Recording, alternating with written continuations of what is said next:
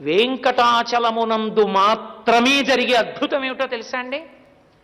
శిశువు నుండి వృద్ధుడి వరకు, స్త్రీ పురుష పండిత పామర కుల మత వర్ణ వివక్ష లేకుండా ఆనంద నిలయంలోకి మీరు ఇలా వెళ్ళి చూడగానే ఒక పెద్ద రాశీభూతమైన విద్యుత్ ఎలా లాగేస్తుందో అలా ఆయన మీ మనసు లాగుతాడు. అందుకే అప్పటి వరకు అబ్బా ఏమిటోనండి అన్నవాళ్ళు అబ్బా ఎంత బాగున్నాడని అంటారు. వెనక్కి నడవడం జీవితంలో అలవాటు ఉండదు.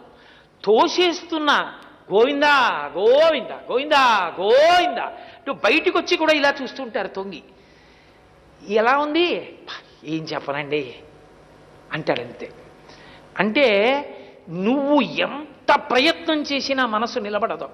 సదా మోహాటవ్యాం చరతి యువతీనాం కుచగిరౌ నట